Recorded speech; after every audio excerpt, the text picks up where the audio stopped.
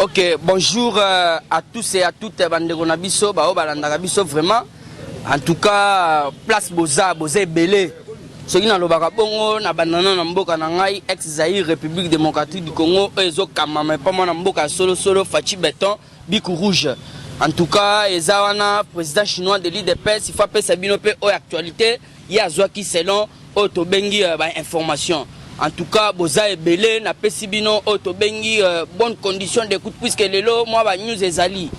Donc, ils sont dans le Bibongo, na Talimbujimai, Chikapa, partout, Lubumbashi, Machipisha. Donc, Maï Ndombe, Kamina, Boza et Belé. Ibanda Mboka, Tozana, Chine, Tozana, États-Unis, Tozana, Londres, Pékin, Johannesburg. Obalanda Kabiso. En tout cas, merci beaucoup, puisque Boza on a branché toujours. Alors, ils ont ça la biso pesengo. Alors, il faut que Kenon na katia mboka.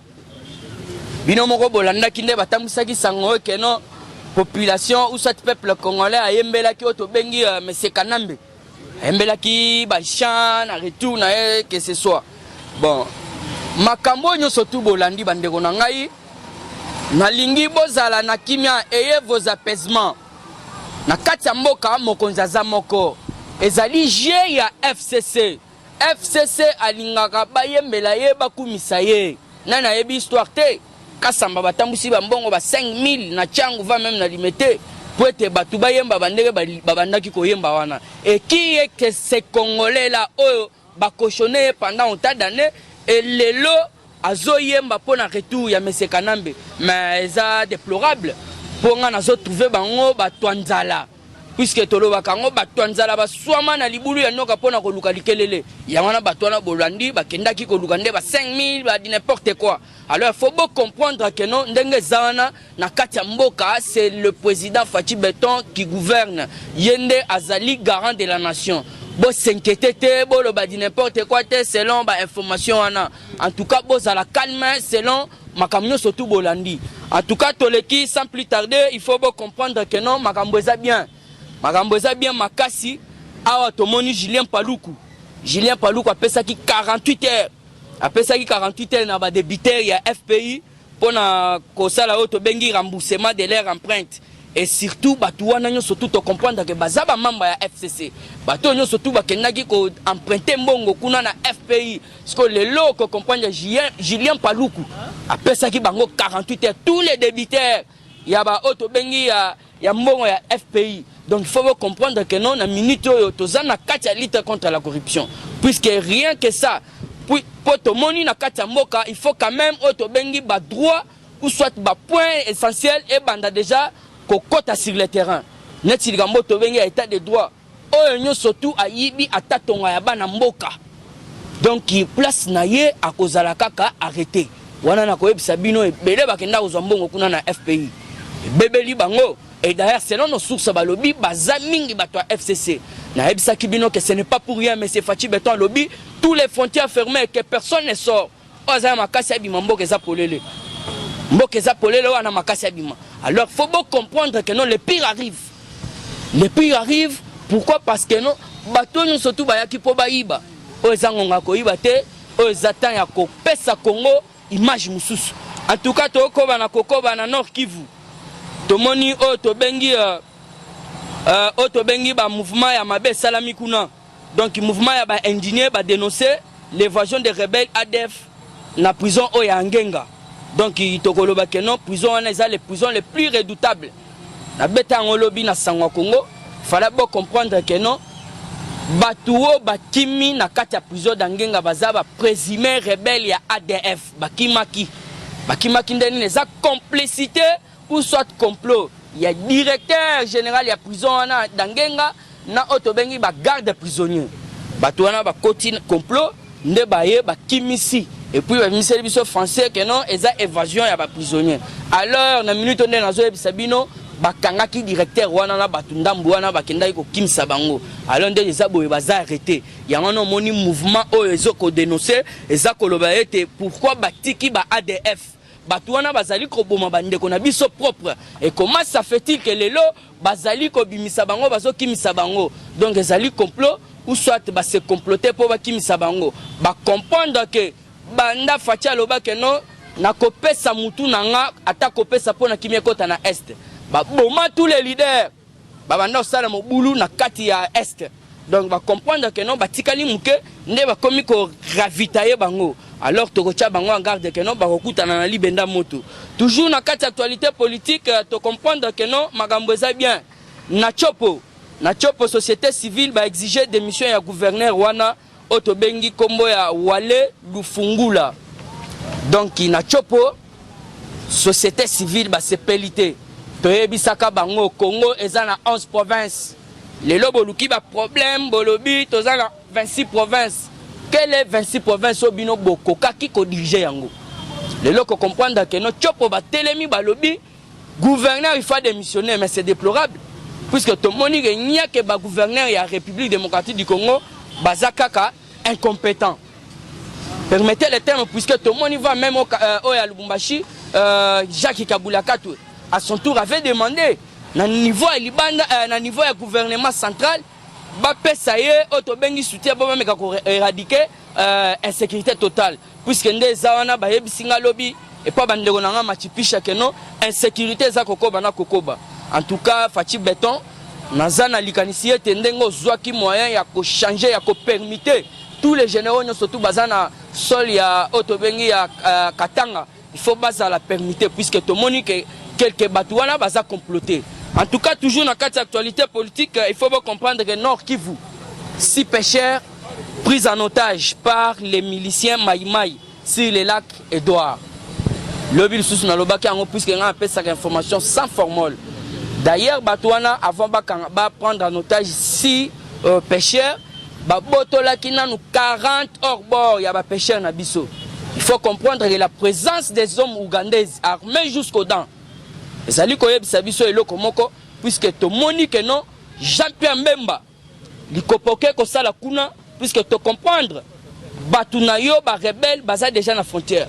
Et Zakopo yoke kokota, puisque na comprendre que non, Rissi baza na bitumba na France. Bazolinga ete Centrafrique boto la otobengi monarchie na bango. Donc Rissi ndenga zui otobengi Centrafrique France azo sepelate. Ya on a bakoti ba mafia. Alors toko tchabino en garde. Biso tozawana liswa mokonza mboka. C'est l'information ba pesi biso Jean-Pierre Mbemba tozali ko landela yo de près et de loin. Ya on a il faut bien comprendre ba na mboka. Biso tolobaka yango tobanga te puisque les amboka na biso si on les dénonce pas on devient complice yango na tolobaka yango. Voilà toujours na kati ya actualité politique na Maniema tomoni inspecteur ya EPST alobi boye azako déplorer l'insuffisance des infrastructures scolaires dans la province. Donc question ana il faut totuna auto bengi bakonga sont tout peu face à l'interpeller. Bon on va passer à l'infrastructure aussi au quotidien na otobengi ba école na puisque azali le numéro 1 muto azana ba école privée na République démocratique du Congo mobimbebele ezaye ba pesi école par ya recruter ba enseignant akiti kuna na mboka na bango kuna na Équateur azune bana nkasi bana noko bango nyo surtout atie bango asali otobengi recrutement de complaisance donc pour au salaka otobengi renflement ya liste pour epesa biso pasi to banda koloba ete non baza ba nouvelle unité mais le to comprendre gouverneur otobengi pas gouverneur na Maniema inspecteur général ya EPST nda azali ko déplorer ba insuffisance donc bana bazo tanga na ba moyen oyo za bien té. En tout cas avant de continuer il faut to recadrer puisque bande ko belé ya poto bazali ko s'inquiéter bazawana ebele bazo s'inquiéter pourquoi bazo landa vidéo oyo ya ndeko na biso mukoko. Maintenant, ce n'est pas autobengi actualité. Beaucoup misango actualité. Fils Mukoko azo sala autobengi trafic. Azo lukambongo na ye. Alors tozana moyen to banda ko setiraye na été. Vidéo ananga na zoki ango faute de mégabytes ya tapé pona penser ango puisque nazala ki kobela. Hier azo pesa déjà message pas Masaro. Nazana ngo na chombo. O azo loba oh Masaro ndeko na ngai nazabela. Oh Masaro gombe na gombe.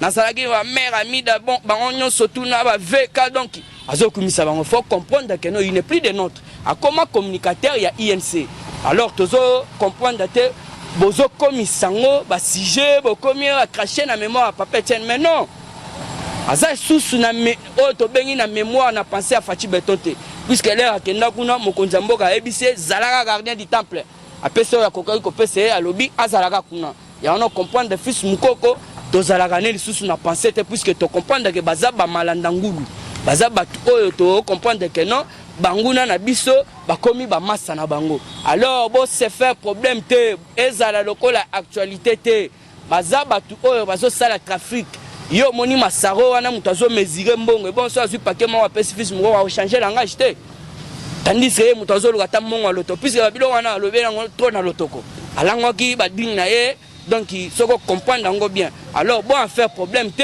likamoko te zawana donc tozaka ka na hiérarchie à parti donc tokobima libanda parti te wana bozwa lokola combattant te ou soit nini te akoma ne communicateur ya la muka comment ça fait-il que lelo bobo sanate ayela président na biso président Gilles mbongo ayebisa ke nonga na yo de mwana ya liboso ya mama Amida alors président Gilles ya rappelé ça l'interview $1000 yango yo ozoko maman na mibale chance président Gilles très sage qu'il était à si jouer sagesse mais ko comprendre muto bongo bino bozana ekaka na muto boyebisa biso o a craché na mémoire rien que ça fils mukoko to jamais toko sala batiraillement donc to yebi ka zo sala auto bengi trafic na ye alors il faut bien comprendre que non ma camion surtout ezali kitoko atandenga signalaki que non veka samba na 4 langues pour alobi na yebisaki mama Amida bango nyonso tout ba yebisa ba procurer ba magistrat ba préparer matière veka samba na 4 langues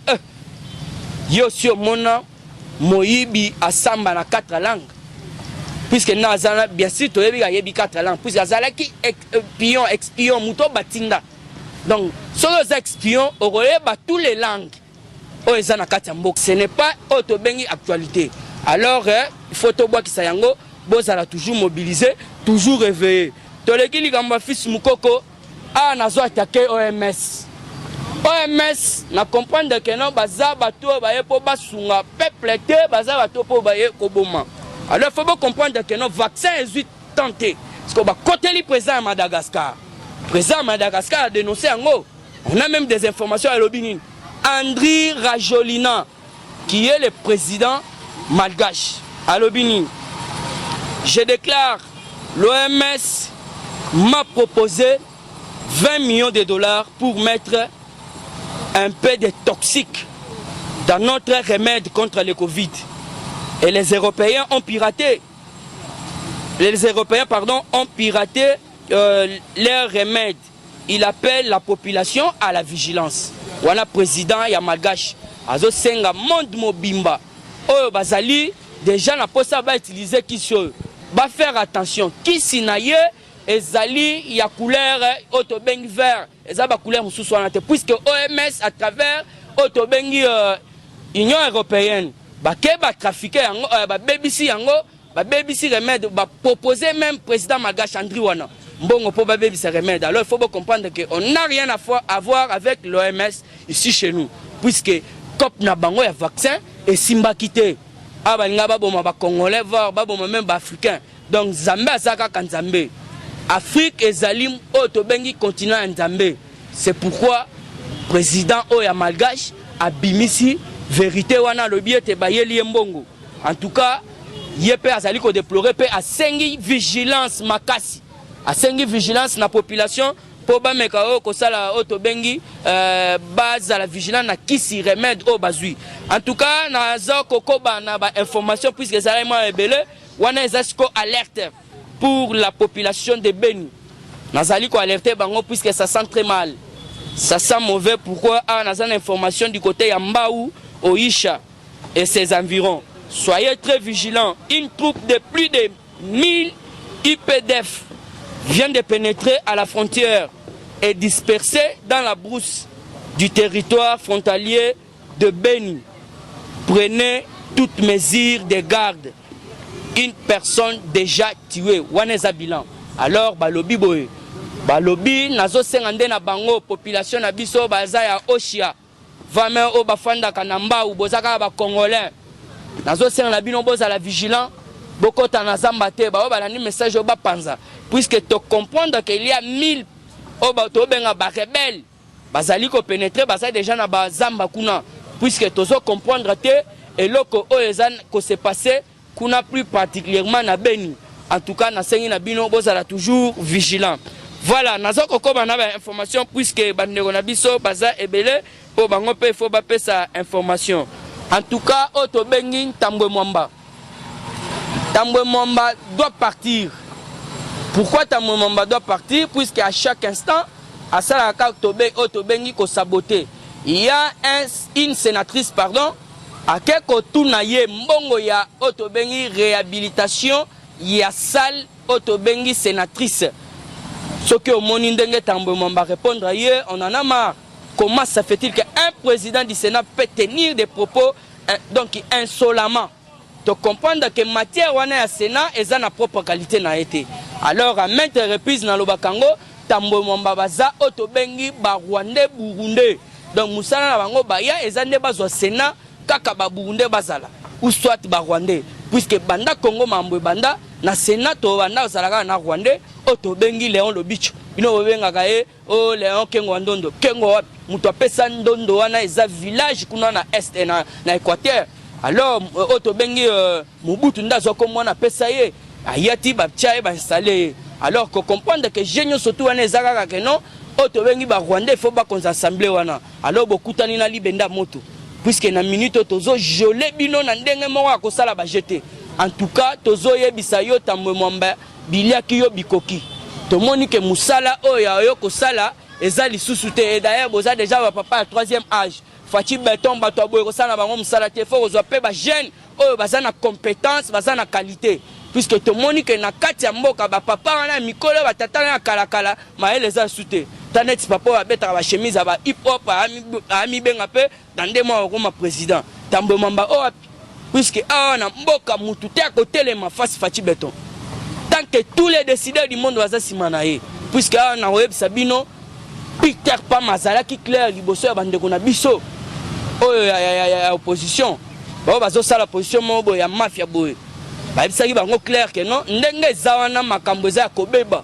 Donc na 2023 mutuku to mekate puisque oyo akomeka simbi moto et qui est ce monsieur là ko soutenir puisque nde zawana batutu Congo mobimba ba comprendre que un vrai Congolais, un vrai autochtone de Azana pouvoir. Malgré Congolais, Ayoka qui n'était. Puisque quand tu as le lot, Congolais faut comprendre. Azo Kimbongo, na ba casque, Azo Mbongo polo, donc ba tembo, okenda voter batouana ya FCC.